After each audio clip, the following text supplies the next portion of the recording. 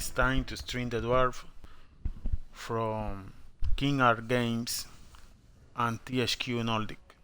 Release date will be on December 1.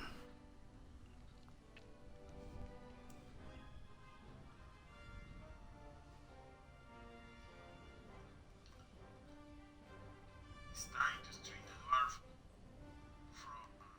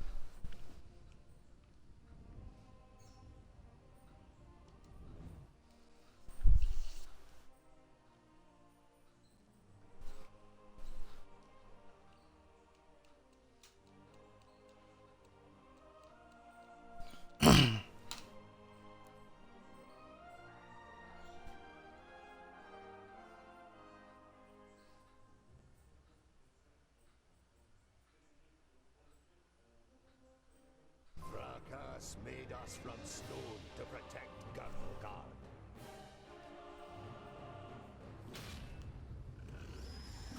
Against orcs, ogres, and all the other beasts of Tior. We are the guardians of Garthogard. We are Hey, the Light. children of the divine smith. We are the Dwarves.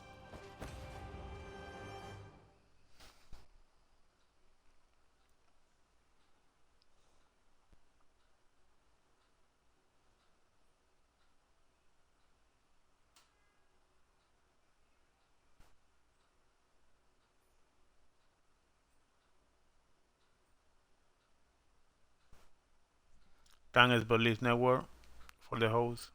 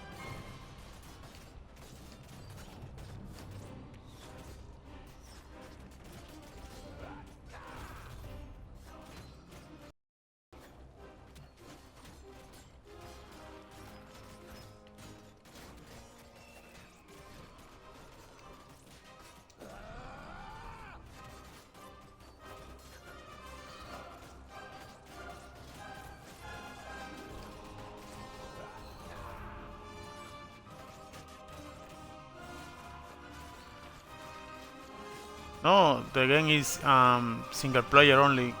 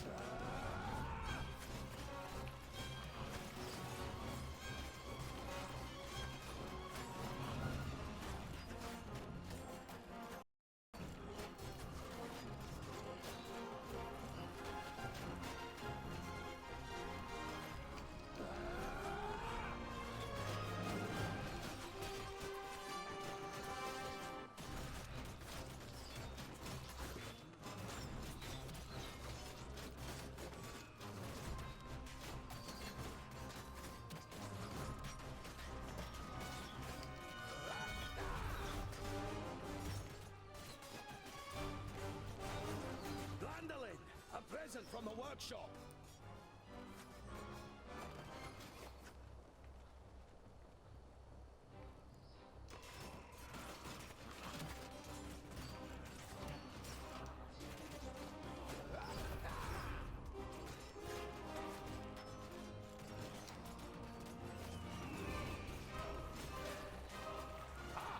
I'd be happy to pass on this present to the greenskins.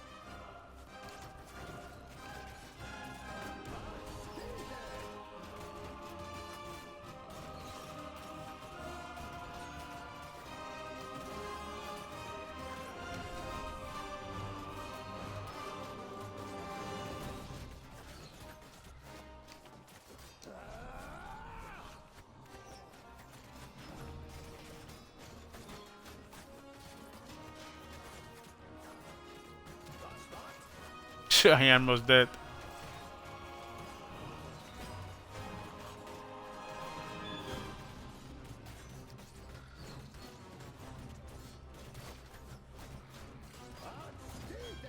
This game is a bit like I forgot the name of the game, but a bit like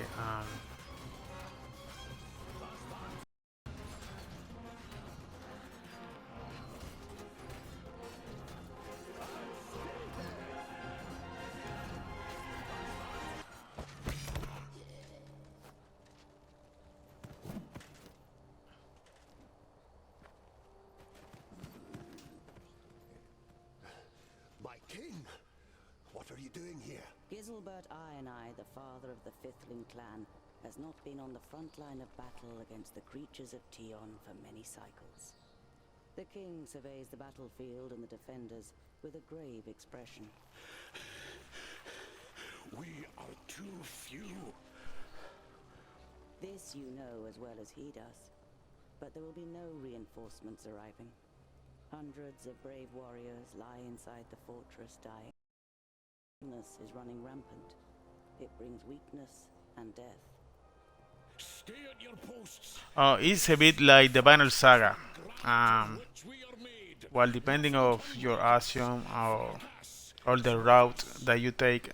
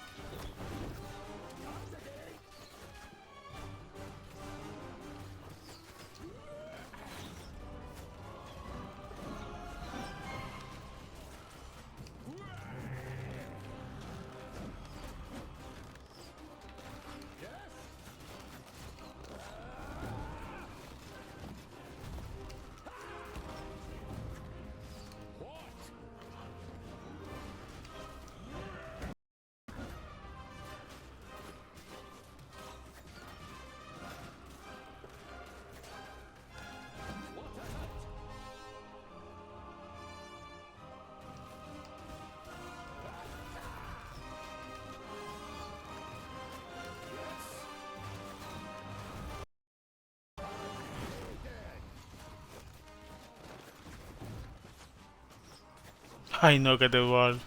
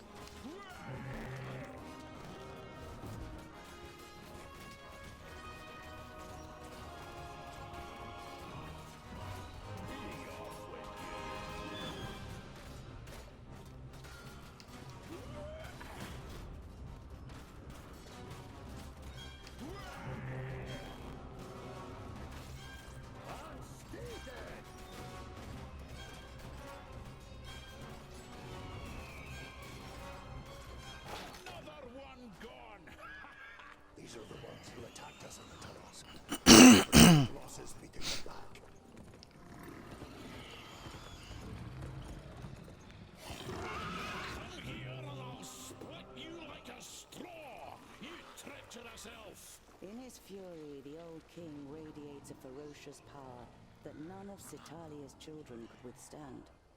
But the slight, willowy being sitting astride the Shadow Mare just grins down, mockingly. You are mistaken. We are Alpha. We are here to destroy the elves. All peace-loving beings here in Girdlegard are under our protection, and you cannot open the gate that has barred your path into Girdlegard since the creation of the world. Not us, but perhaps one of your kind. This cannot be. Silence, you fool! Vrakas, forgive me for what I am about to do. Quickly, in formation! You must hold them back until I close the gate!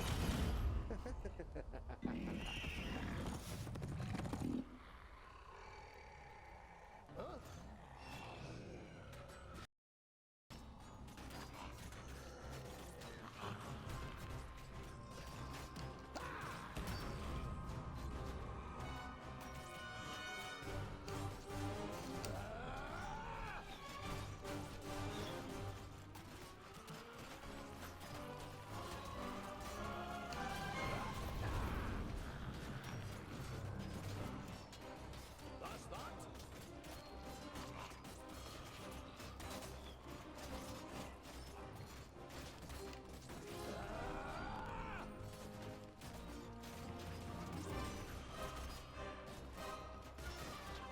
Hammer time!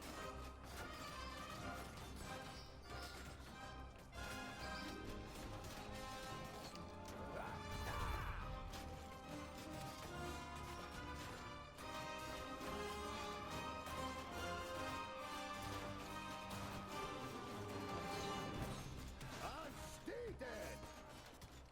Another one gone!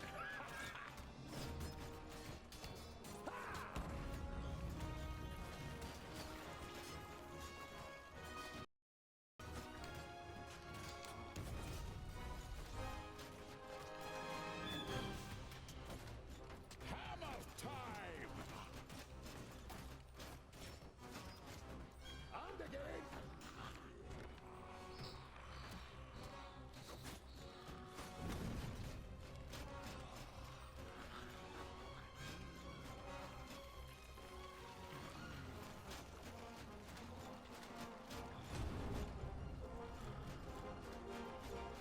Only one left to go. Come on, quickly.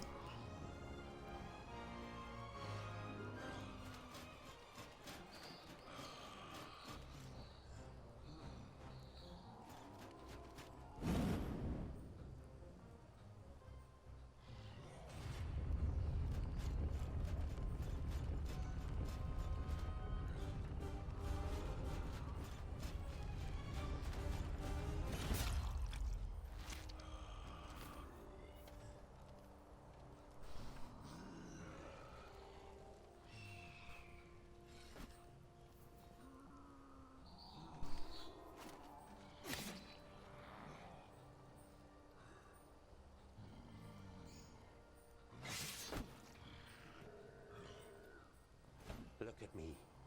I am Syntheras, the reaper of your death.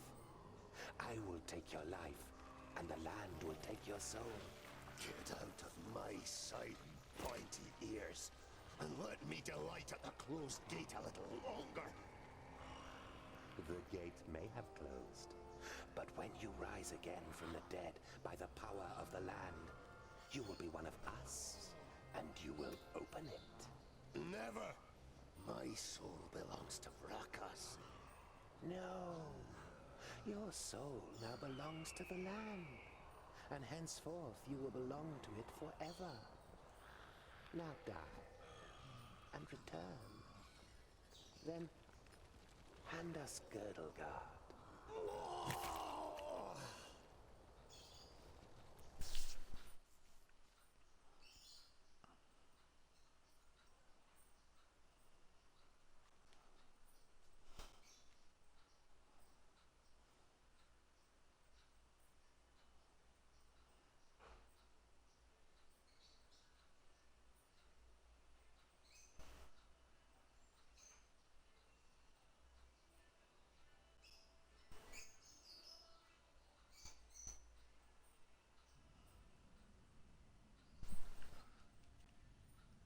There we go.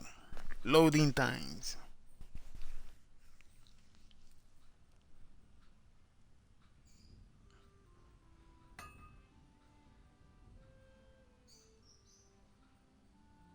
You're a perfectionist, Tungdale Bolafar. I've got a reputation to uphold. If you can't rely on the metalwork of a dwarf, what can you rely on? What can I do for you? For me, nothing.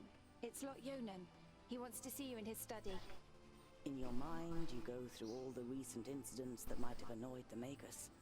Apart from a few little squabbles with his famuli, nothing worth mentioning happened since the incident with your beard. You nod. Okay. You look dreadful. What a charmer. The maid gives you an ironic, reprimanding scowl. Ikana has been crying half the night. When you were teething, I carried you around the vaults. You played with my beard and I sang you to sleep. Frala smiles. She's heard this story many times before. That was 23 cycles ago. I'm quite sure you didn't sing. You might have grumbled a bit. If what you've read about the dwarven lifespan is true, it'll be another 300 sun cycles or more before you are called to the Eternal Forge. The certainty of one day having to witness Frala's death already burdens your heart. I'd better not keep the Magus waiting. See you later. There's goulash for dinner. There was a time when you could hardly lift the heavy hammer. Now you barely notice it anymore, and it feels like an extension of your arm. Smithing is in your blood. This is where you swung the forge hammer for the first time 30 cycles ago. No one taught you the craft. It was enough for you to watch Lot Yonan's old smith at work. Whenever the workshop was empty, you practiced and quickly mastered the craft with ease. Also remind me a bit of Dragon Age Origins There are apparently when you dwarves who have never do play seen as a the sky. dwarf. And you too feel more comfortable when you have rock over your head. If only you didn't long to see more of the world, a longing that grows stronger with every year.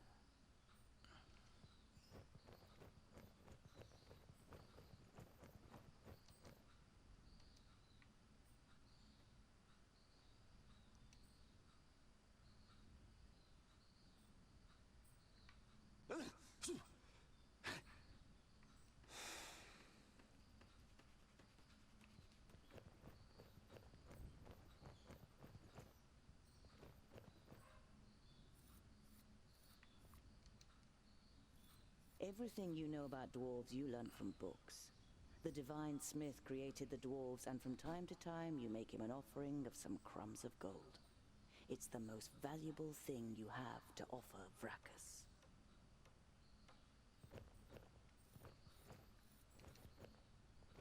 You've worked a bit more on Sunya's birthday present last night. The little one is crazy about horses. You, on the other hand, prefer to keep your distance, unless you're fitting them with hooves. Too many legs, and way too big.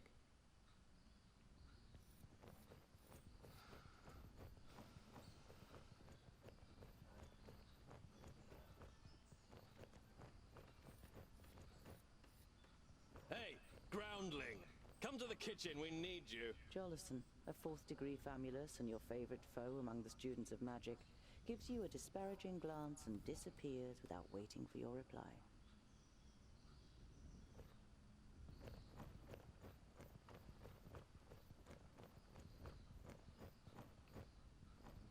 A map of Girdlegard.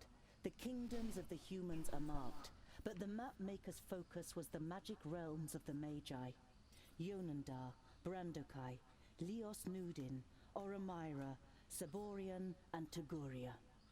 While most of the landscape features are missing, the veins of the magic fields are marked in painstaking precision. Hello, Kulsaso. 5 veins spread out under Girdlegard, beginning at Lios Nudin in the middle.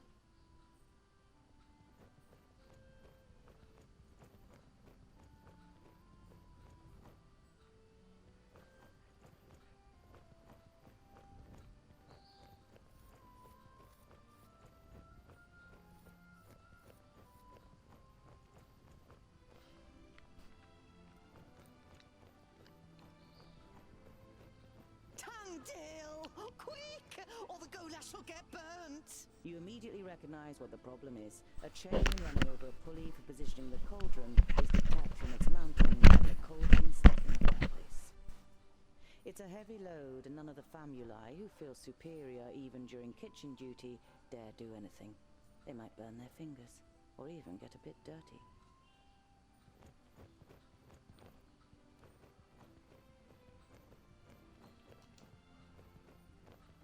Vegetables. The release day is on December 1. December 1. Many painful knuckles have tortured I think the her price will with be a $19.99. spoon, and that she may possibly have eyes in the back of her head.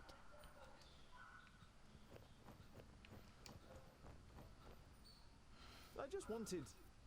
The stew, quickly now.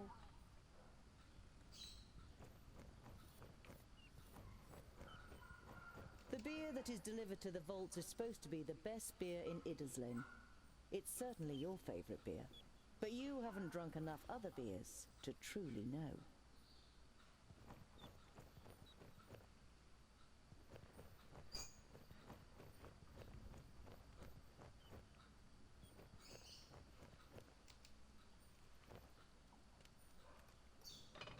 It'd be a waste of goulash. And I'm hungry. Here, hold this.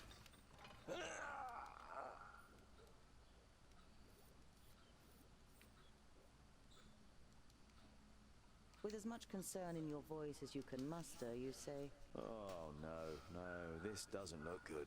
you're pleased to notice he's dripping with sweat. I'll get you back for this, groundling! Do you remember when you dyed my beard with some magic spell? I had to shave it off. You stroke your beard, which is unusually short for a dwarf. Damn it! Ah, it's heavy! Young Hume forces those pursed lips, letting the pot sink a little.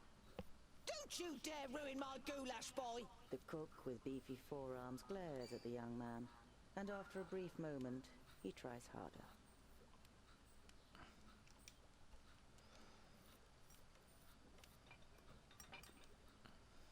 You damned freak! For a moment, you hope the famulus really does raise his hand to you. But then he comes to his senses and leaves the kitchen, his face bright red. What a pair you are!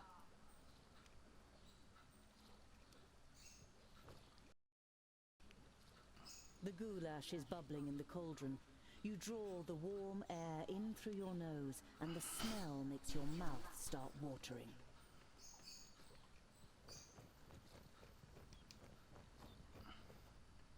Do you know what Lord Yonan wants? The maid gives you an amused look. She has often accused you of making things more complicated than necessary.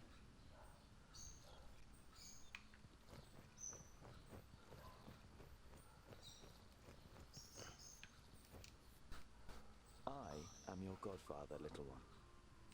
I'll look after you just like I looked after your mother. Little Akana grasps your calloused finger and smiles at you wide-eyed.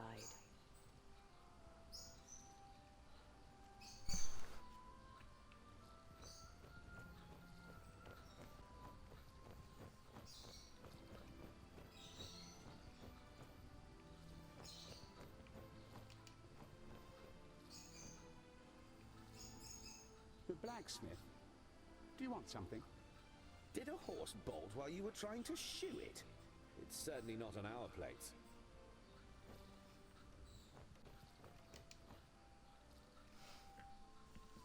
Hey, what are you doing, groundling? We're still eating here. Why don't you go and get your own portion?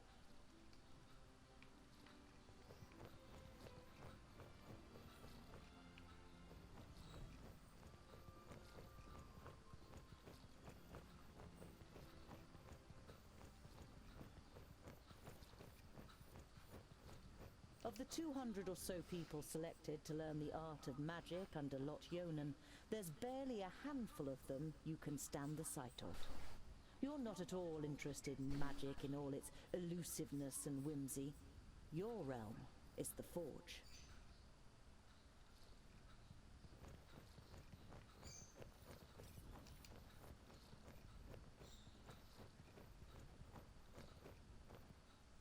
Lot Yonan's vaults are equipped with laboratories, a library, and private rooms for the famuli.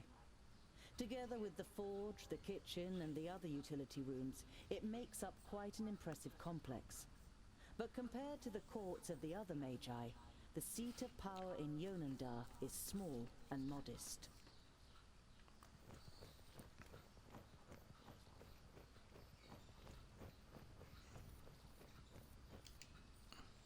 Lot Yonan didn't just take you in. He also taught you how to read and write. But you don't feel like reading right now. Especially as you already know all the books by heart.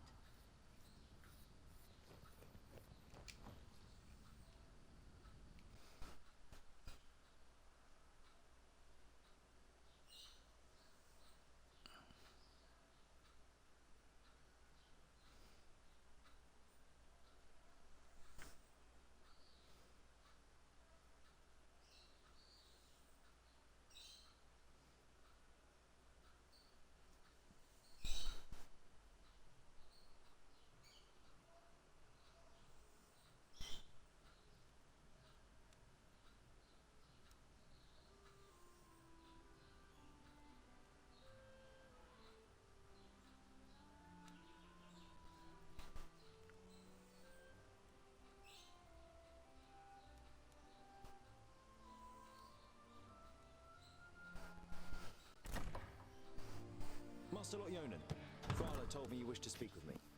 Ah, Tungdil, come in. There is a bag over there in the cupboard. Take it out, please. It contains artifacts belonging to my former famulus Goren. I wish to return them to him. He's in Black Saddle, 300 miles away. 300 miles? That's a long journey. Who are you going to entrust with this? I was thinking of you. Me? There is no one better to take on this journey. You have acquired much knowledge. You are almost a scholar. You know more than most famuli about Girdlegard and its inhabitants. It is time for you to go out into the world and see it with your own eyes. With pleasure.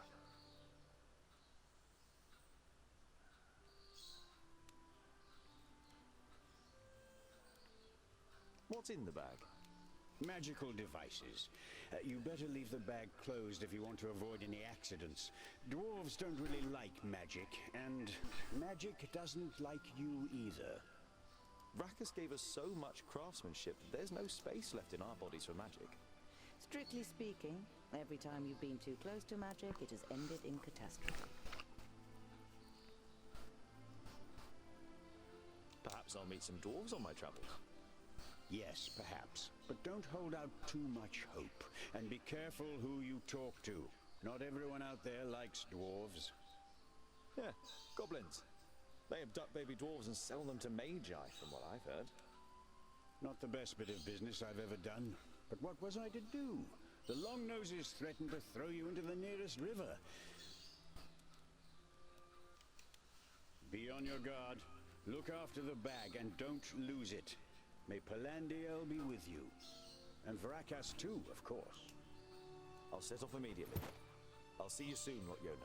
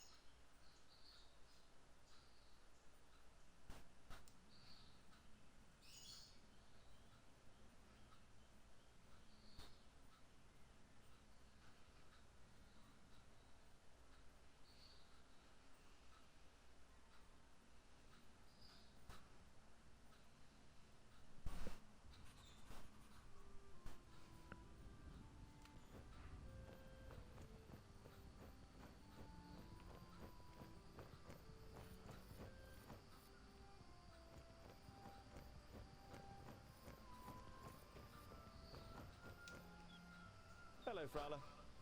Hmm?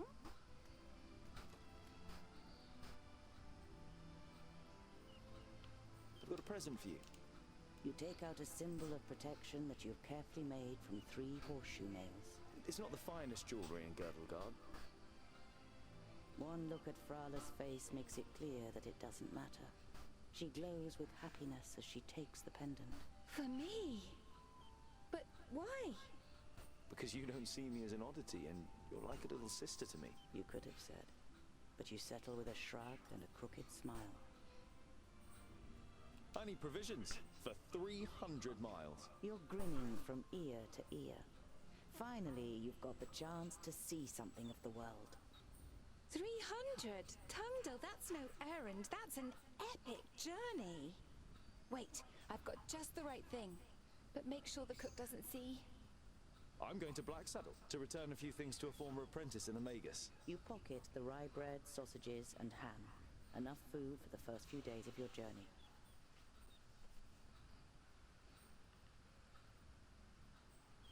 Perhaps I'll even meet some dwarves on the way. Frala throws you a cautious glance. It's a tricky subject that you can't help but broach. There aren't dwarves down here. You're the only one in Idislane as far as we know. I know, but I can't just have been born out of a rock. Somewhere in the mountains, I have a clan. Maybe even a family. Yes. Maybe. Frala has reminded you more than once that Lot Yonan wrote to the dwarf clans and none of them were missing a dwarf boy. I have to go. I've got a long journey ahead of me. I wish you the blessing of Palandial and Vracus to protect you from all danger in your journey. Here, a talisman. Whenever you look at it, think of me. Frala winks at you mischievously. And of getting me a nice present.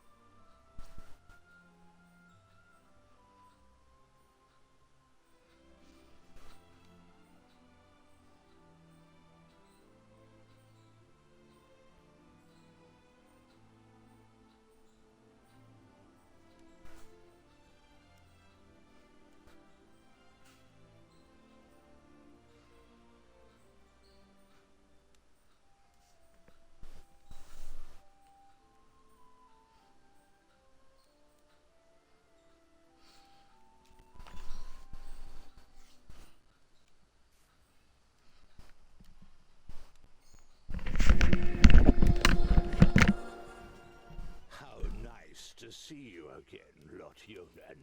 It must have been an age since we last met face to face. Nudin, welcome. Please, sit down. No, thank you, my friend. These are urgent matters, and I don't have much time. You must come to Leos Nudin immediately. The perished land is stirring. Are you sure? What makes you think that? I found out about 60 orbits ago, during a visit to the borders. Our magical barriers have weakened and become porous. The Elfar have left their land, and a huge horde of orcs have marched into Girdlegard. Were you able to strengthen the spell with your magic? No. I can't repair the damage alone. We need the combined power of the 6. The other 4 are already on their way here, but we need your help too. I will set off for Parista without delay. Oh, and as you're coming, could you also take the opportunity to bring back the things that I lent to you? Of course. I have them already packed in the bag. Thank you. We'll be expecting you.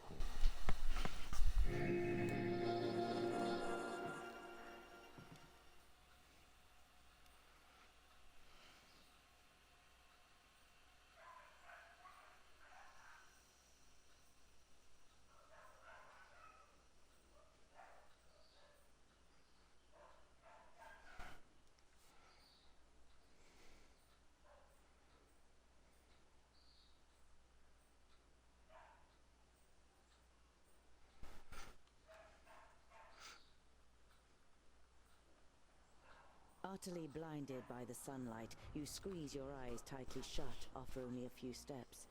The time spent underground has made you so sensitive to light that you're forced to seek shelter in the shade of a mighty oak. Here is the map, guys. A big one. A big map. So this is the mission.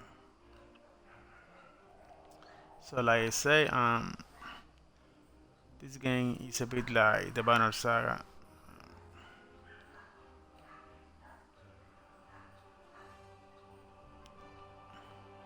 Um,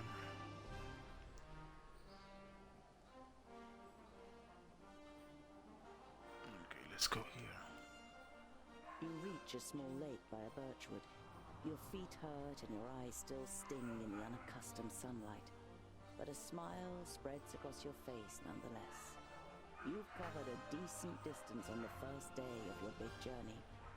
You pitch your camp and lie down to sleep on the hard forest floor.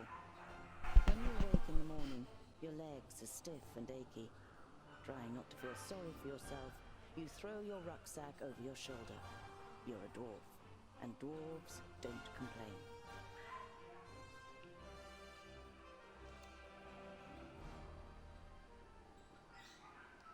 Around midday, with the sun high in the sky and the first beads of sweat appearing on your forehead, you see something move next to the road, a few hundred meters ahead. Some crows are pecking at something in the long grass.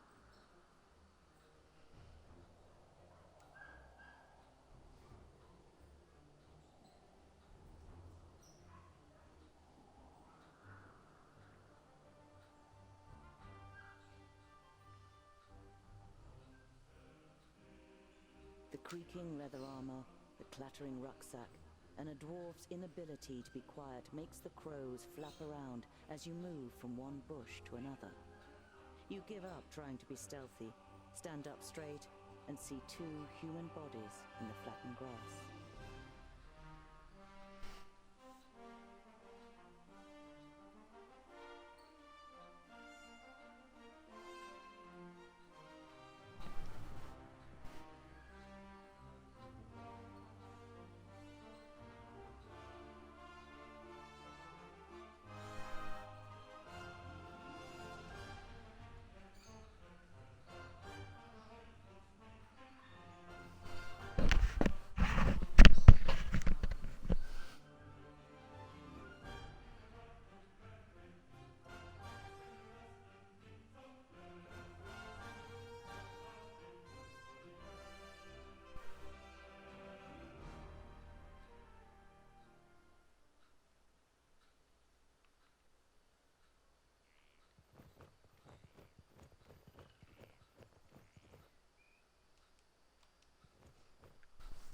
You don't see any signs of a struggle in the area where the corpses are lying.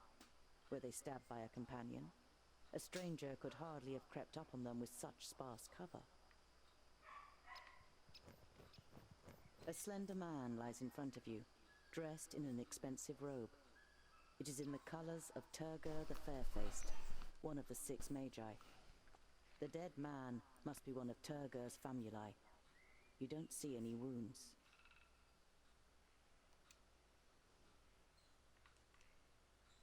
By Vracus. There are some narrow stab wounds in the man's chest.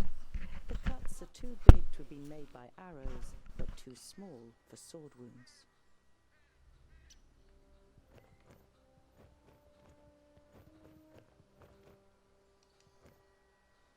You look down on a tall, broadly built man. He's wearing dark brown leather armor that is strengthened with iron plates. There's a sword lying next to him. Was he trying to defend himself against something? Or someone? There is no blood.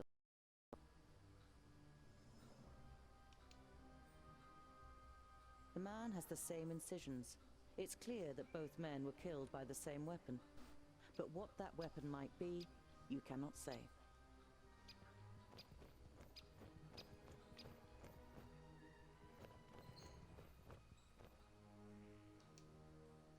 A rucksack that probably belonged to one of the dead. It seems to have been searched and then thrown away carelessly. You find a few implements, some provisions, and a map. A route is drawn on it from Parista, Nudin's capital, to Lot-Yonan's vaults. Does this mean that Turga the Fair-Faced is in Parista and wanted to send Lot-Yonan a message? And if so, why didn't he use magic? Did he want to contact him without anyone noticing? Why all this secrecy?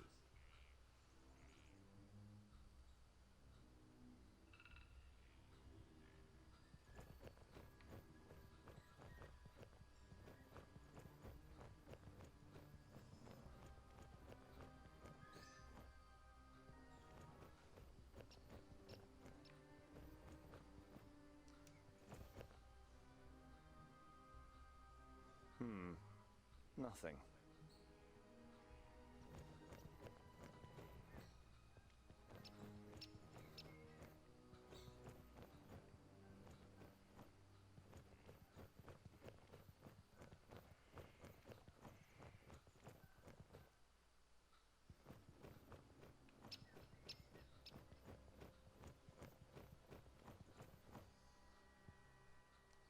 You scour the area once more and ask yourself what to do next.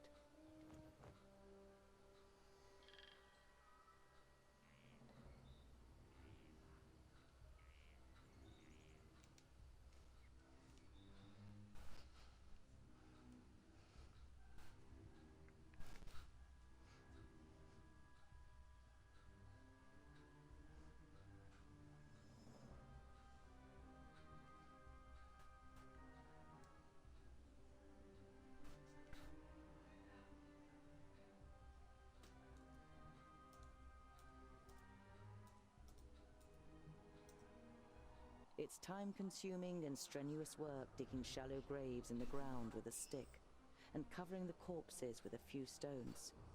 But it should at least keep the crows from their feasting for a while. You continue on your way so as to put a few more miles between you and your grisly find before night falls.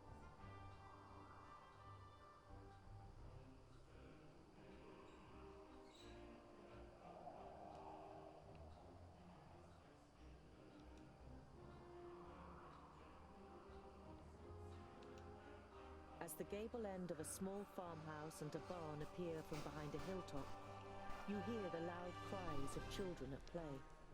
A girl runs along the path laughing, followed by a small boy with a big stick in his hand. The boy is trying to catch up his sister with a determined look on his face, but is finding it difficult to keep his short legs under control on the uneven path.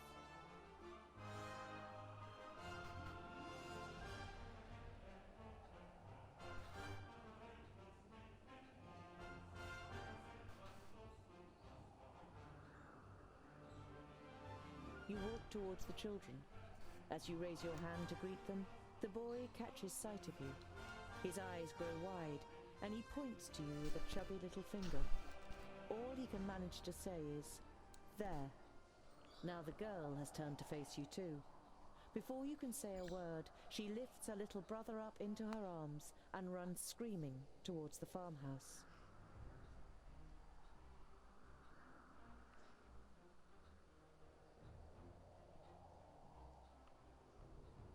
Without rushing, you follow the children to the farmhouse into which they've disappeared. After a few moments, they reappear, accompanied by their parents.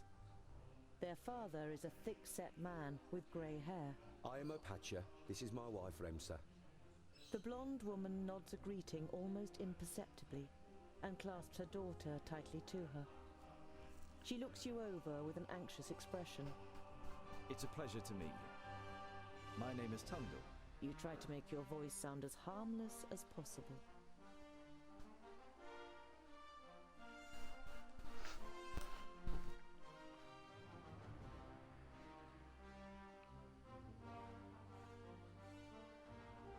Over the last few days, have you seen two travelers heading east?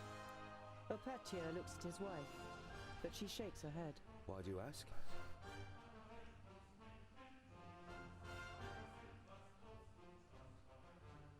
I found them.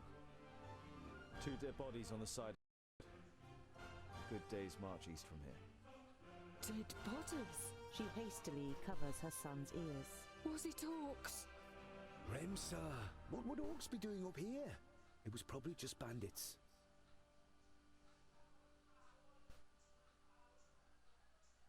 I'm sorry if I scared your wife and children. The man waves dismissively. No, no. It's just that my fair woman is especially jumpy these days. The orcs have been spotted near Calmstead. You should take it more seriously. The farmer's wife clutches her daughter even tighter before the girl finally protests. The boy steps forward excitedly and cuts the air with his stick. If strangers come, we're supposed to run away, but I can hit them too. Opatya pats his son on the head, laughing. We're safe. The orcs have no reason to come so far north.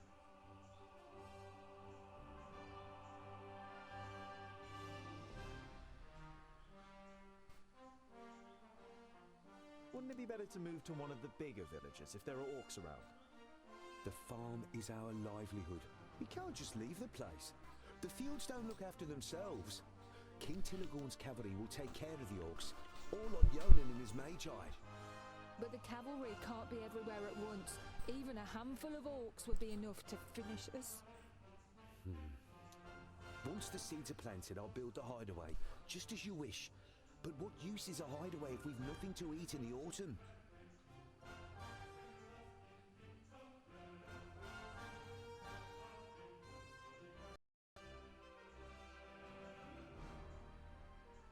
If there are orcs in the area, then you shouldn't waste any time.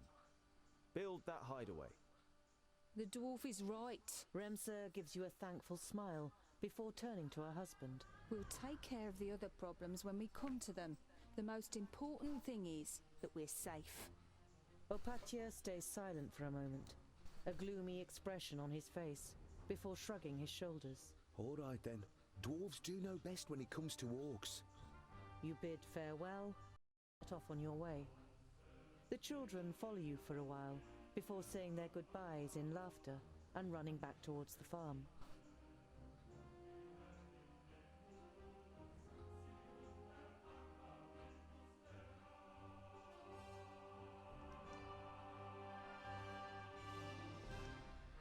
You see a flickering light through the trees some way from the path. It might come from a campfire.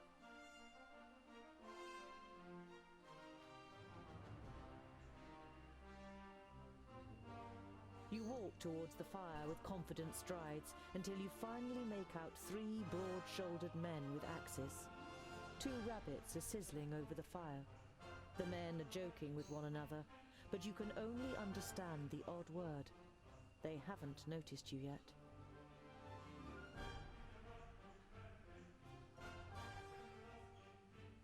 Once you reach the edge of the firelight, you say amicably, Greetings.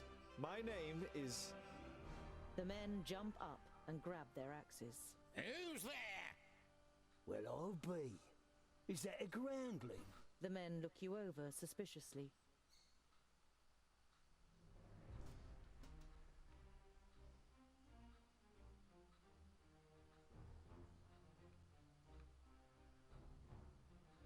My name is Tungdil. May I know with whom I have the pleasure?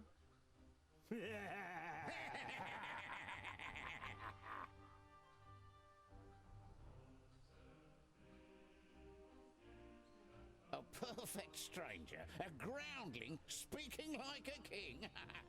We are woodcutters. Talk our language, or better still, get lost.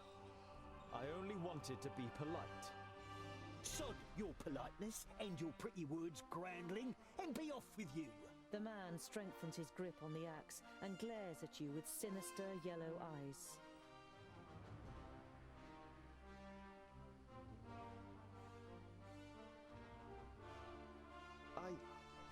Sod off, groundling. Have I made myself clear? The man comes a step closer.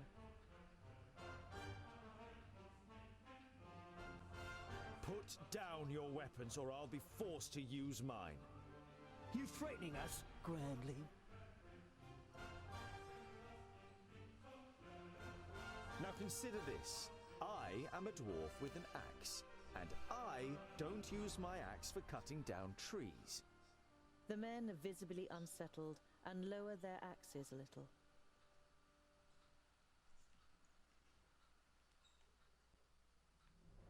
I thought so. You turn your back on the men and walk back to the path confidently. You don't hear any steps behind you, and only once you've put distance between you do you dare look back over your shoulder. None of the men have followed you. You sigh with relief. It could have ended up a very painful experience if you'd provoked the men or shown them any weakness.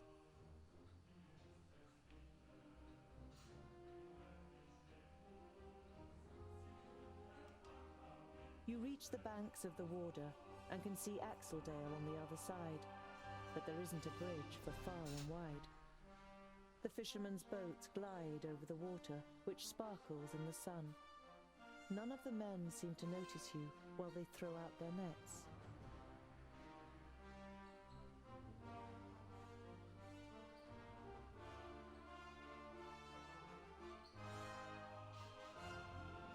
You call to the nearest fisherman. He looks across at you briefly before turning away and getting back to his work. You're going to have to find another way of crossing the river. You look at the cold, dark water. The current seems so strong that they could carry off even the most experienced of swimmers, and you aren't even a mediocre one. You once read a legend in a book.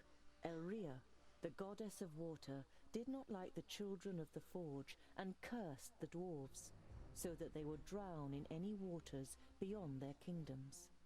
The main reason that dwarves avoid water to this day. You leave the peaceful banks of the river behind you and continue on your way.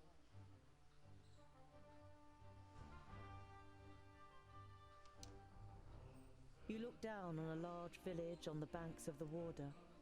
Some of the village is built on stilts in the river. A wooden bridge spans the fast-flowing water. A huge wooden palisade has been erected to protect the village from attack.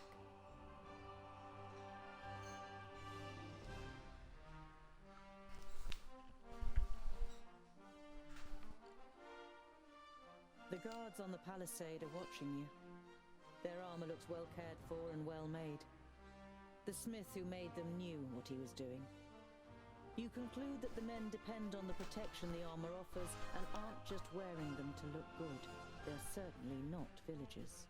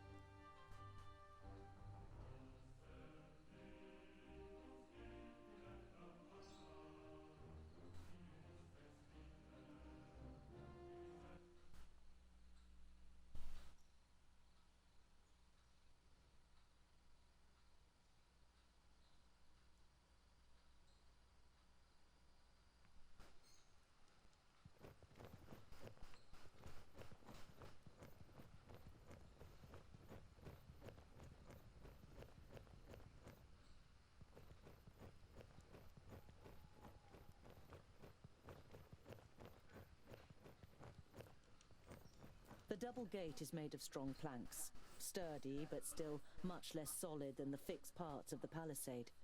Security has been forgone here for practical reasons. Never a good idea when building fortifications.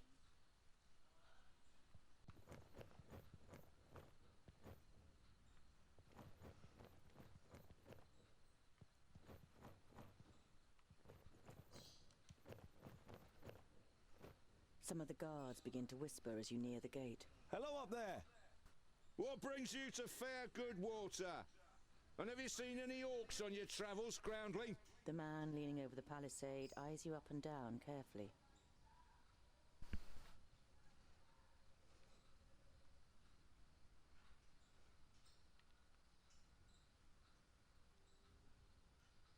Goodwater is well known for its hospitality. A fact that you've just made up yourself.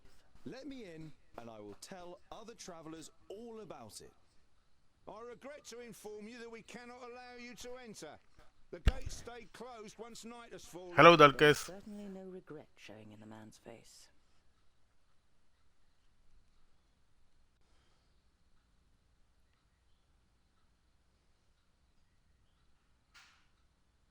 I'm a blacksmith and a dwarf. Let me tell you, your gate might look solid, but it won't withstand a real orc assault. The murmuring all around him makes the man pause for a moment. If anyone else had criticized the stronghold, they'd have been laughed down and shooed away. But no one understands defense systems like the dwarves. A dwarf blacksmith who just happens to be standing in front of our gate?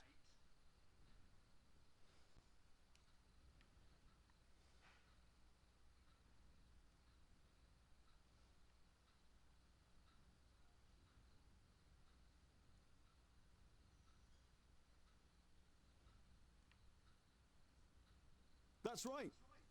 I can see to it that orcs crack open their skulls on your gate, just like at home on the High Pass. Skulls that add up to hard cash for you. You only know about the secondling stronghold from books, but you can see in the man's face you've pushed the right buttons. All right then. You can spend the night in the village. You begin work tomorrow morning, and it had better work like you promised. Of course. It's a trifle.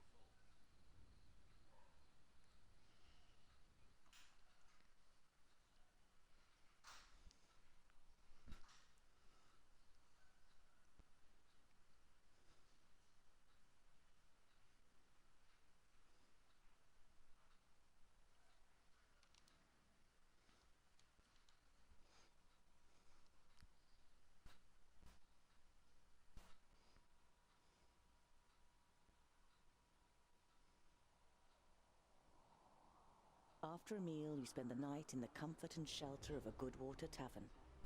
The next morning, you feel fully refreshed. You strengthen the gate with cross braces of wood and iron, using your experience and skill. Now it should be able to withstand an attack for much longer. Mercenaries and villagers alike watch you work, clearly impressed. As you finish, a man approaches you. Well done, dwarf. We were right to bring you into our village. The village grew rich through bridge tolls, and this wealth must be defended.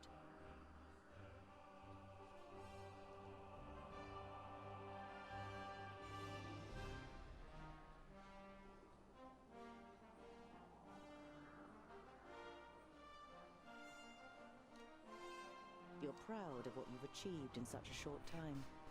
You've even invested more time than was wise. I was happy to help. But half the day is lost, and I must be on my way. A strong dwarf like you will always be welcome here in Goodwater. Be careful out there. Who knows where the orcs might be lurking?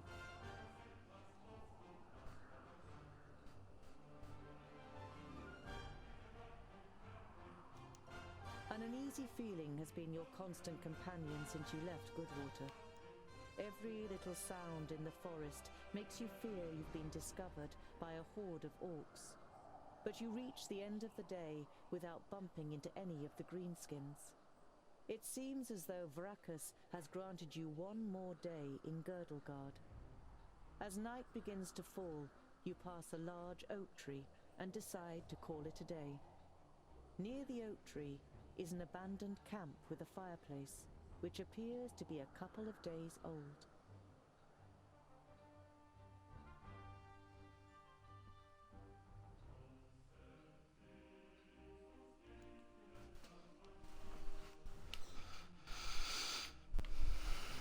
You swing yourself up the trunk and then pull up your baggage after you. You're prepared to sleep in a tree like a bird if it means escaping the orcs' attentions. You sling your rope twice around your stomach and the trunk of the tree to stop you from falling accidentally. You close your eyes and dream. You see North Pass and smell the fresh, icy wind that sweeps over the peaks of Great Blade and Dragon's Tongue. But the harmony is interrupted by the hideous roar of an unending flood of orcs throwing itself unceasingly against the fortification. You smell the disgusting green blood of the orcs and taste the rancid fat of their armor on your tongue. The bitter taste becomes stronger until it's unbearable and wrenches you out of your dream. You open your eyes and are surprised at the brightness as a glance at the sky confirms that it's still night. Your eyes move towards the ground, and what you see makes the blood in your veins freeze.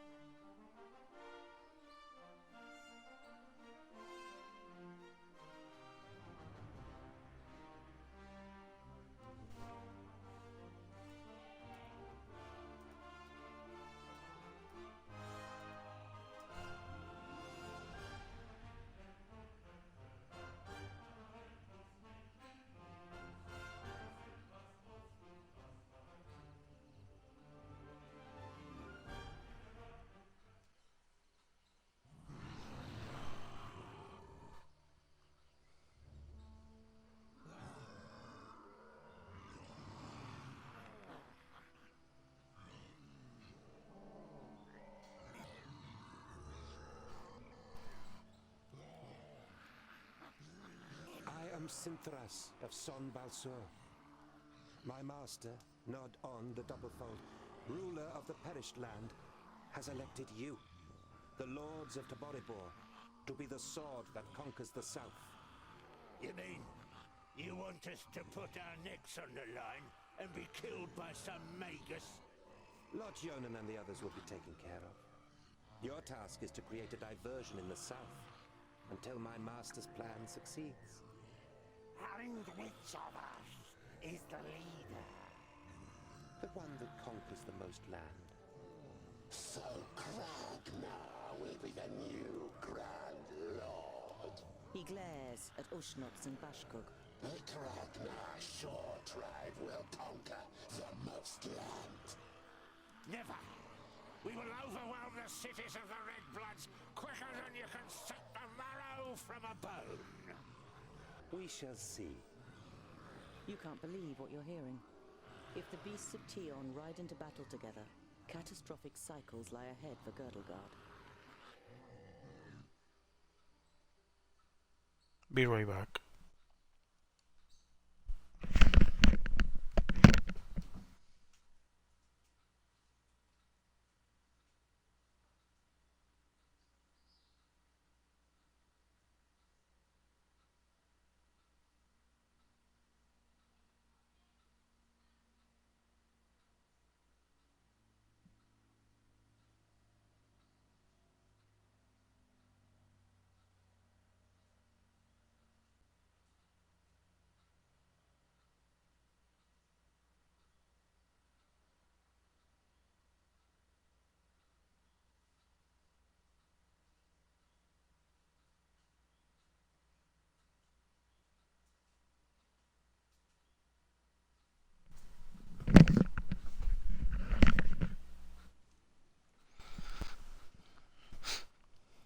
Okay, I'm back.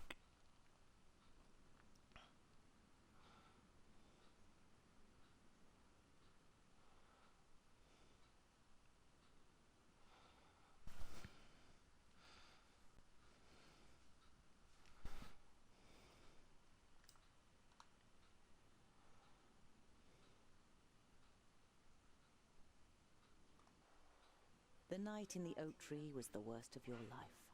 You spent every single moment afraid that you'd be found and savaged by the orcs. But as the first rays of sun broke through the treetops, the orcs abandoned their camp and left without discovering you. Better safe than sorry. Your eyes scan the deserted camp, and you listen carefully for any noise. But you don't see or hear anything suspicious. Better safe than sorry. Your eyes scan the deserted camp, and you listen carefully for any noise. But you don't see or hear anything suspicious.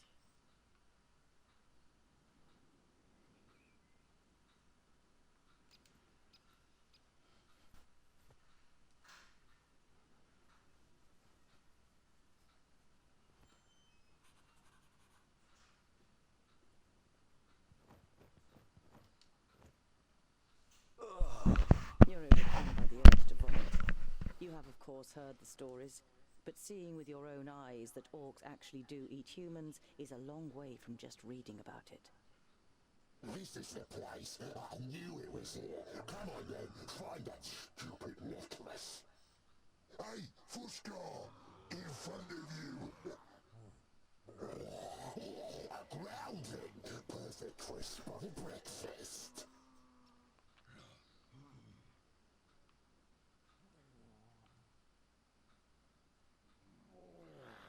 You know that you're no warrior, but perhaps you can escape with a diversion.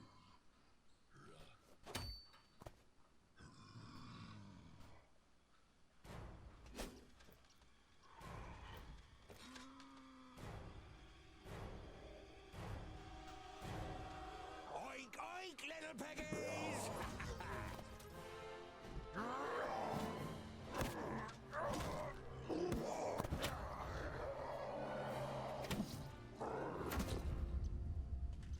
By Barrowin's beard! How did you manage to lose your weapon? Go and get it, and this time, hold it tight! Hey, that one was mine! You're just too slow, dear brother! Too slow? Just wait!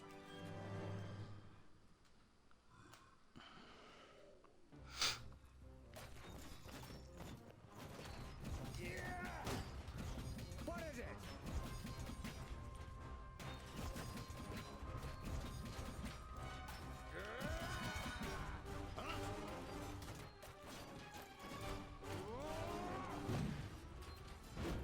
Vile creature! I need help over here, quickly! Of course! Okay, I'm going to die.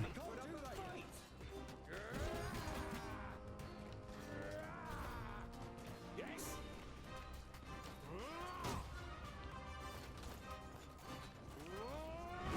Next!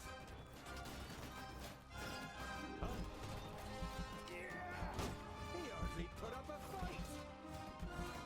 What is it? It can't end like this! Oh, come on.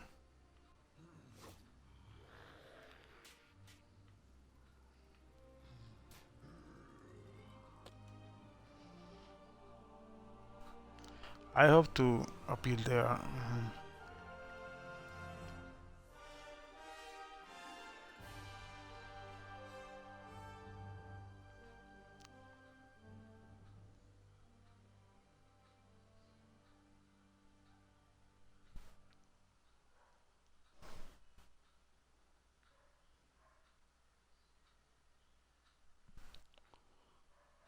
Let's see what is the checkpoint, if there was a checkpoint.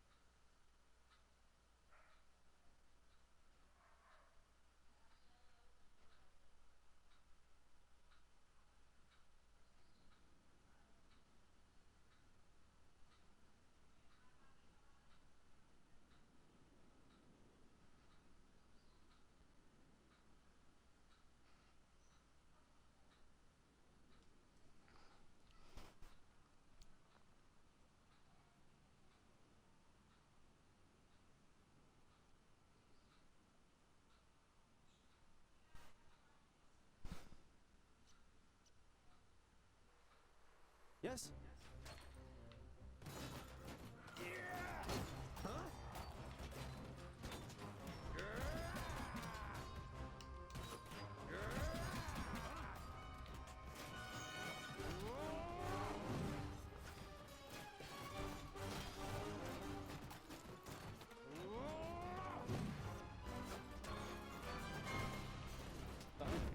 He hardly put up a fight.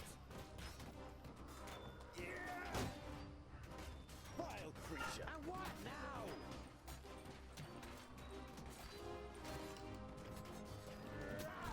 Another one bites the dust.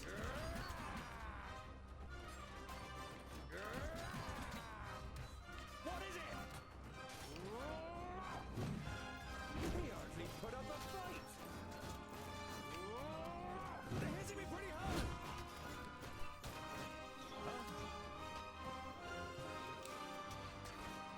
He didn't hit you very hard. I need help over here, quickly. Come on, he's already dying. I need help over here.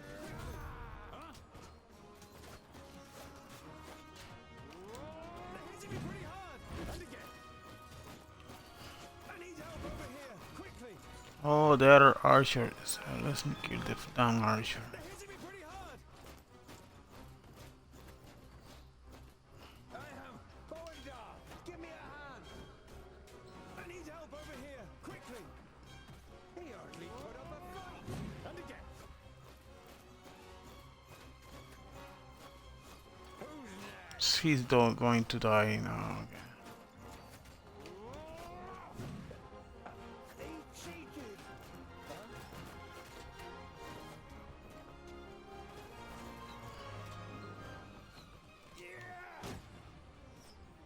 Yes?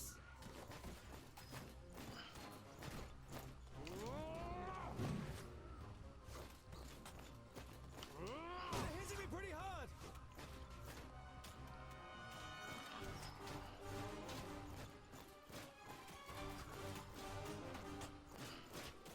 Yes? And he's dead. Come on. Another one bites the dust. Others will take my place. Come on.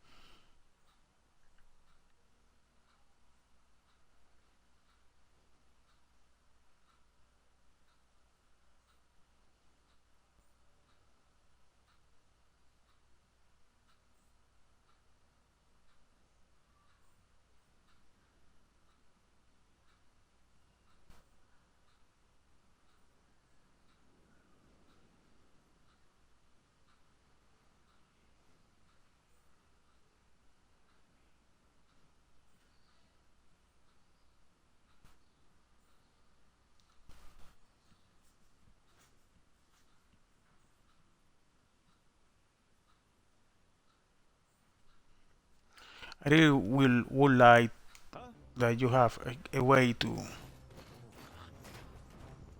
cure fallen members, so to revive it.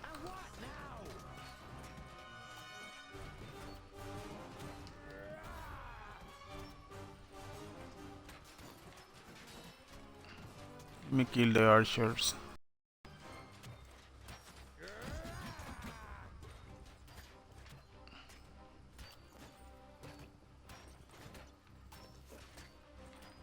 Who's next?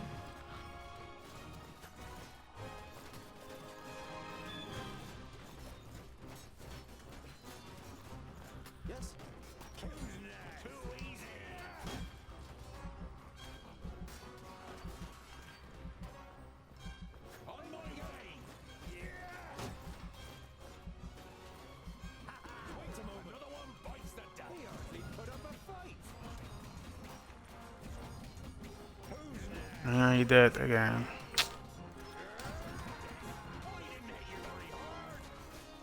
They're going to kill Thunder.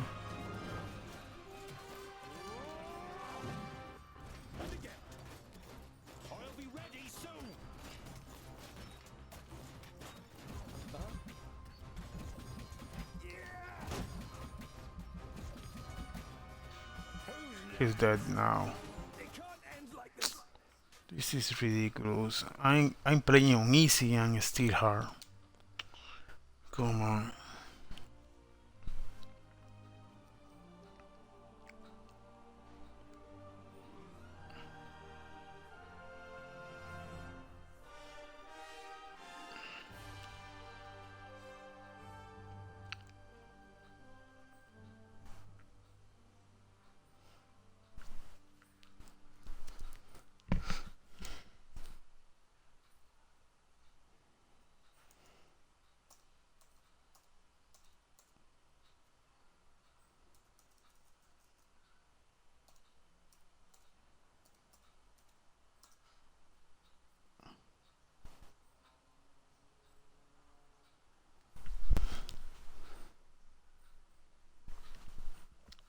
Okay, let's try now.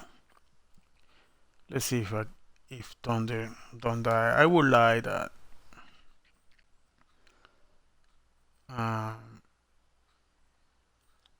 So if you die and if you have a partner alive, then why you lose the fight if a partner is alive? But no, if the main hero dies, game over.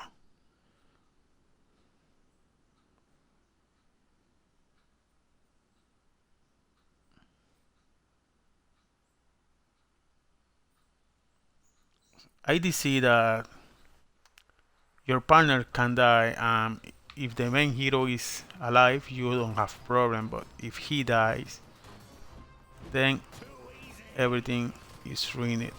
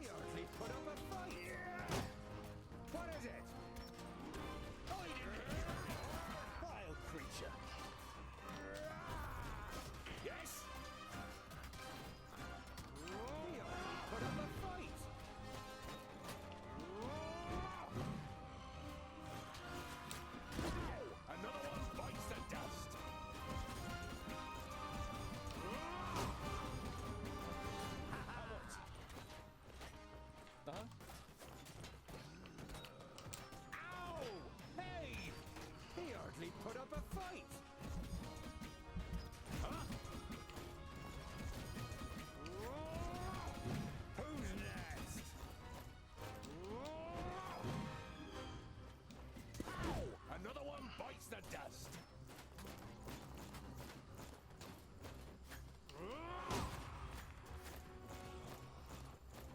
He hardly put up a fight!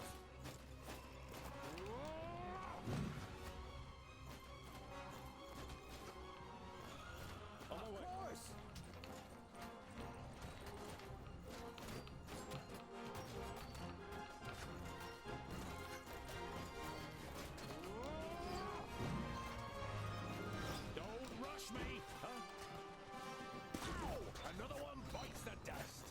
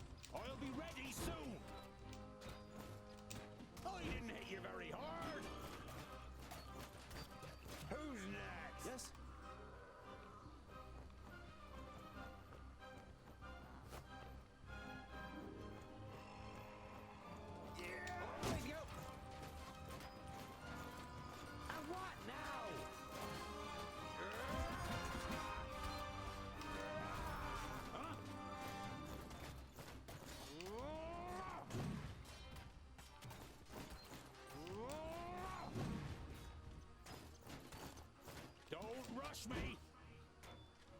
Pow! Another one bites the dust. Huh? Too easy. Yeah! What is it? I didn't hit you very hard. What is it?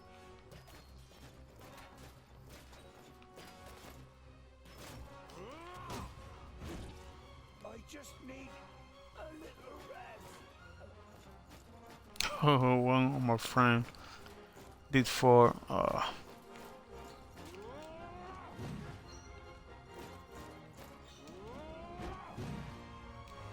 be ready soon. Pow! Another one bites the dust. finally. Oink oink.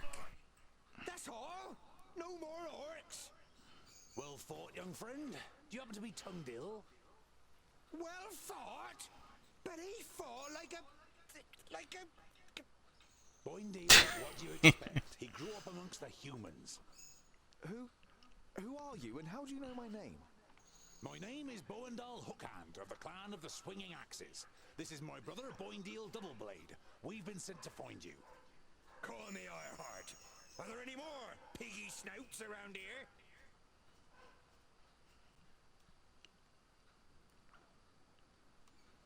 You turned up at just the right moment. But are you sure it's me you're looking for? The High King Gundrabor sent us to fetch you and bring you to Ogre's Death in the Secondling realm in the south. So he received the letter from my master. And am I a secondling? Well, something like that, I guess.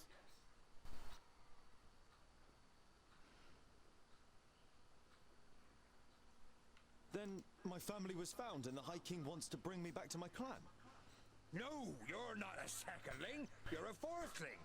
And you're to... The High King will tell you all about that once we get to Ogre's Death. We should get going. There was a meeting last night. The Elfar serve a certain Nod On who calls himself Lord of the Perish Land. They have enlisted 3 orc hordes to cause unrest in the south. Did you hear that, Boindale? Peggy snouts! The Elfar from San Balzur and the orcs from Taboribor are working together? And could ally with the orcs from the Perish Land. The twins look at you solemnly. You all know what that would mean for the people of Girdlegard. We've got to... Yeah, I know what you're gonna say. But it's our duty to get you to the Ogre's Death Fortress in one piece. I thought the duty of dwarves was to protect the innocent in Girdlegard. Lot Yonan and King Broron will take care of the orcs. We 3 must be careful. You're not exactly a warrior. But he has broad shoulders and broad hands. There's hope for him yet. So when you've got the chance to split a few orc skulls, you should take it.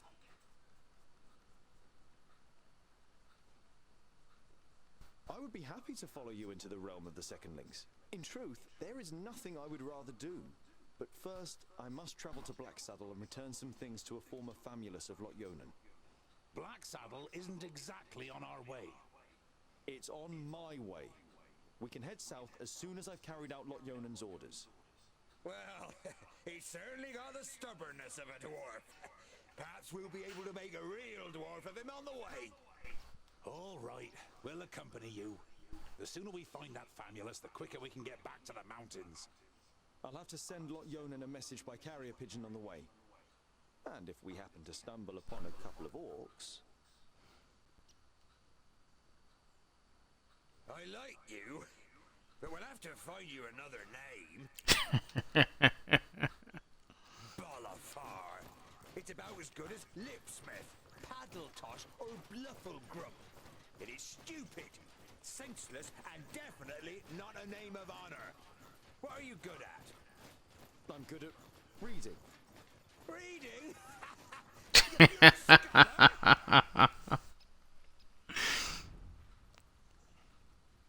There we go. Tondil, Bondar, and Boindale. Okay, let's press continue.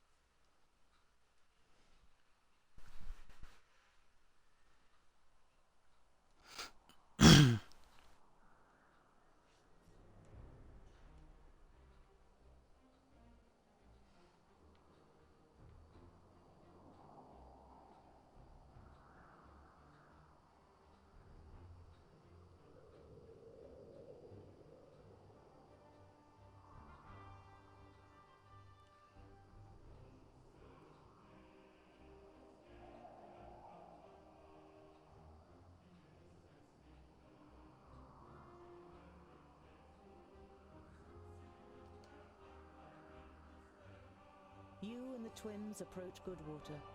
A huge army of orcs has surrounded the village on 3 sides. You see smoke and fire and hear the battle cries. The village is out, but for how long?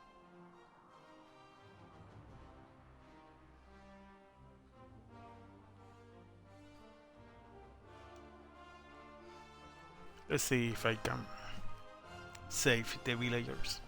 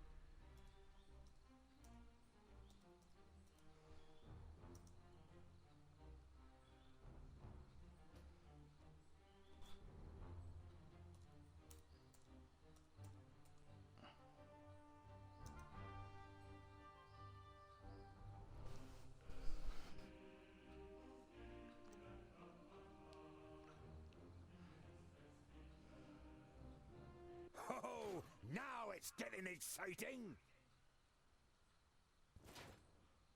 Archers in front of them, 3 dwarves behind. I wouldn't like to be in their shoes.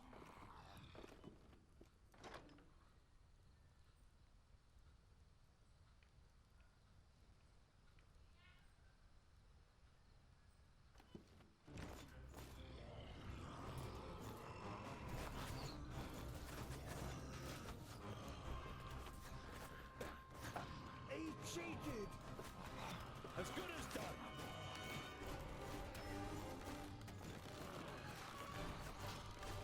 Huh?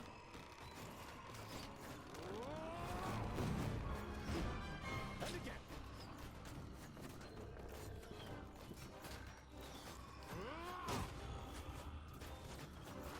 Huh?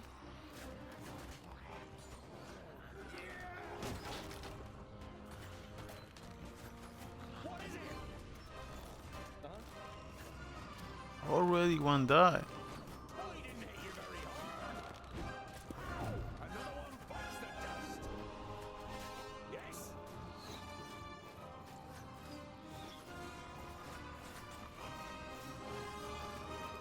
They're hitting me pretty hard. On my way.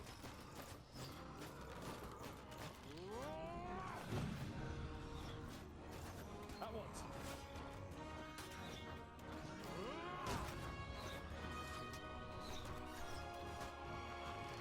Pounded is dying. Take my place.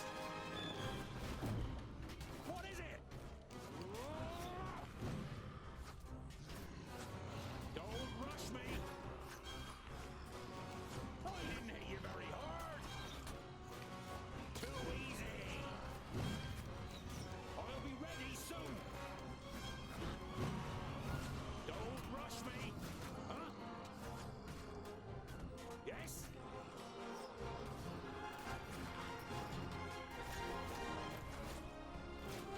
I'll be ready soon.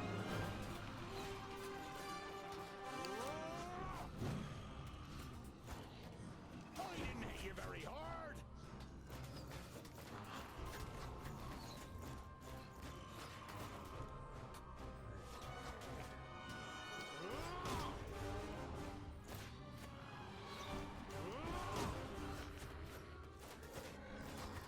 Too many archers.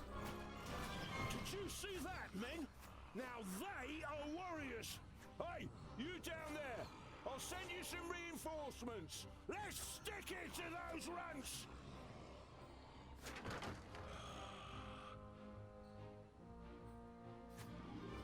All right then. Stay close to us. Kill 80 attackers. Wow. What is it?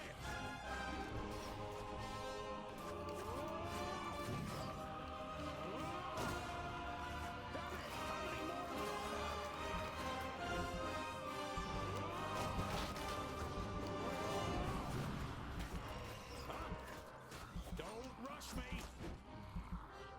I'm stuck here, man. The reinforcements.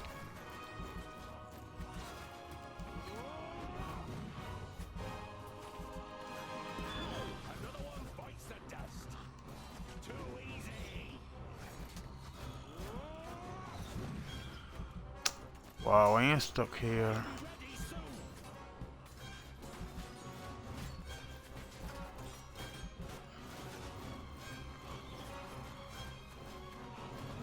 Don't tell me the reinforcements are already died.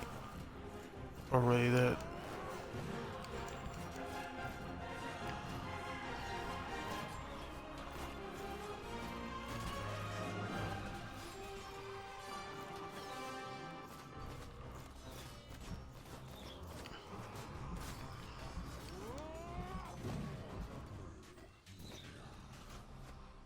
The orcs' fighting spirit lessens with every fallen comrade.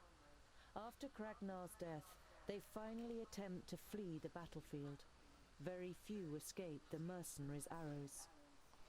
I was locating.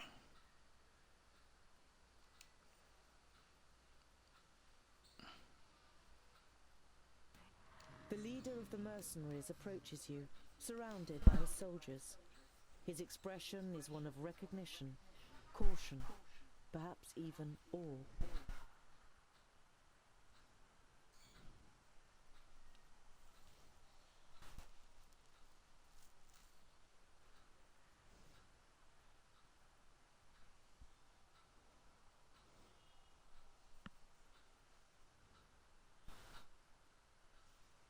You're the groundling, dwarf, who reinforced our gate a couple of days ago. It served us very well, just as your axes have. A young mercenary runs towards you. He has something in his hands that he clearly wants to get rid of quickly. Commander, we found this on their leader. It feels strange. The commander looks at the amulet in the man's hand and makes no suggestion that he plans to touch it himself. You take your opportunity. May I? You take the amulet and can feel a tingling on your skin. It is clearly magical. Keep it, as a sign of our gratitude. The commander bids you farewell with a short nod and moves away. It would seem he thinks he's made a good deal.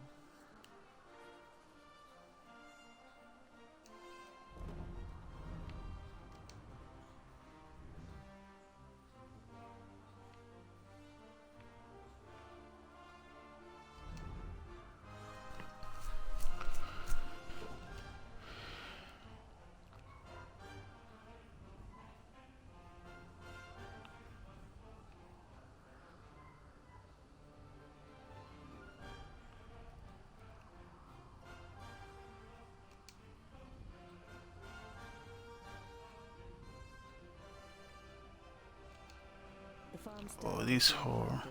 ravaged, and part set on fire. But not all of the buildings are destroyed.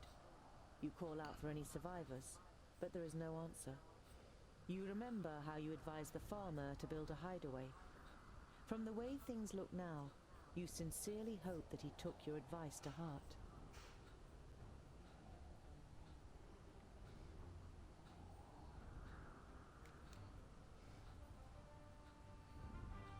There are no signs of life. With a heavy heart, you decide to turn around and continue on your way with the twins.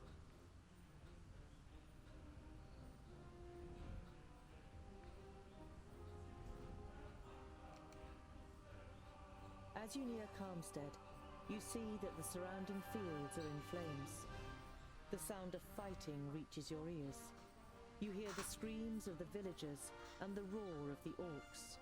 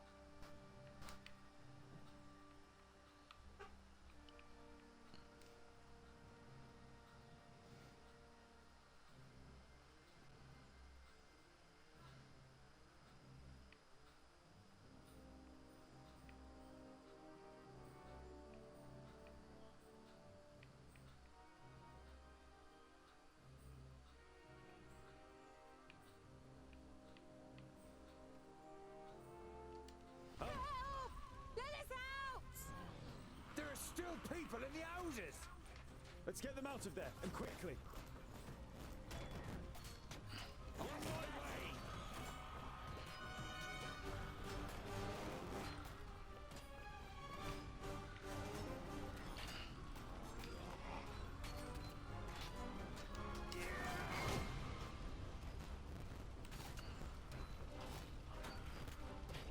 And what now?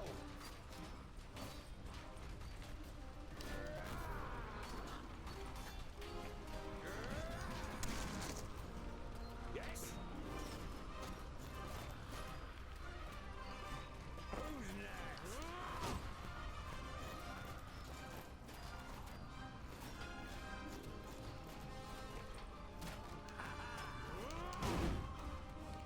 Who's next? Don't rush me!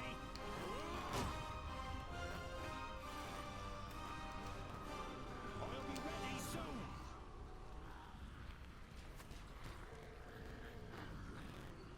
Don't rush me! Yes?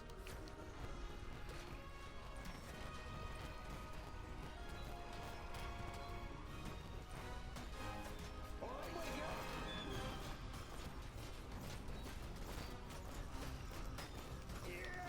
And again. I can't do that yet. Please wait a moment.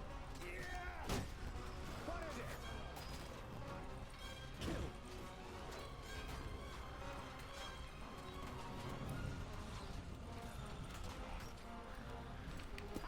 Another one bites me!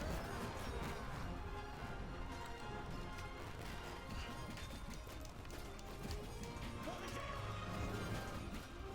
Understood.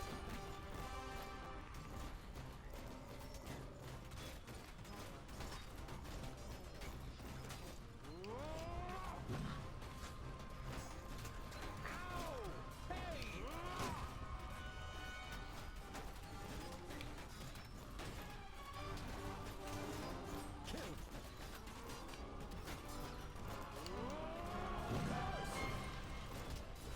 I'll be ready soon!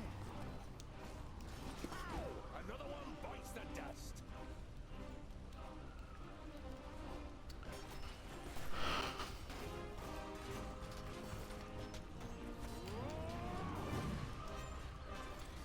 Don't rush me! I'll be ready soon! I didn't hit you very hard! Can't do that yet. Huh?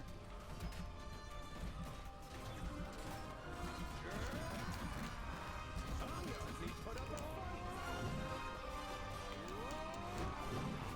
Don't rush me! I'll be ready soon! Don't rush me! I'll be ready soon! Man, they surround you and you cannot move. Just need a little rest. I didn't hit you very hard. Wait a moment. So many enemies. Do that yet. Vile creature.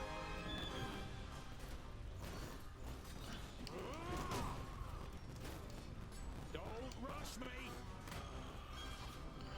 I need help over here. Quickly. I'll be ready soon!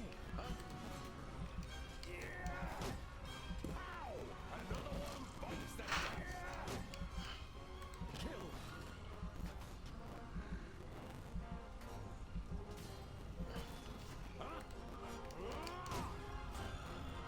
Don't rush me! I'll be ready soon! They're going to King Thunder. The game is getting stuck at here. And again. Yes?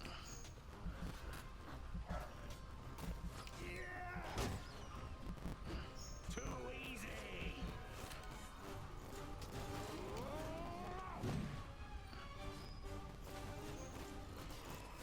Don't rush me! I'll be ready soon!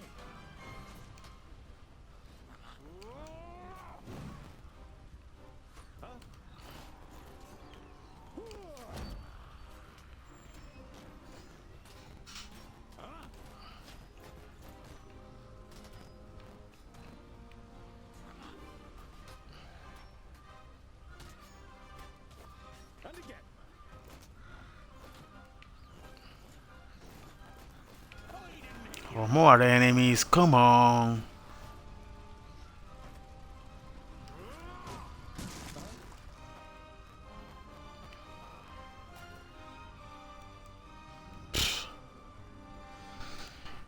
Oh man, battle loss.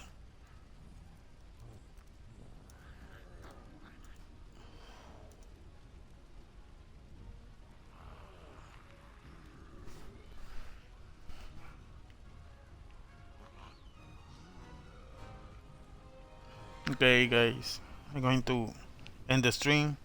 Thanks for stopping by, thanks for watching the stream. The name of the game is The Dwarf and it's from the game is from THQ Nordic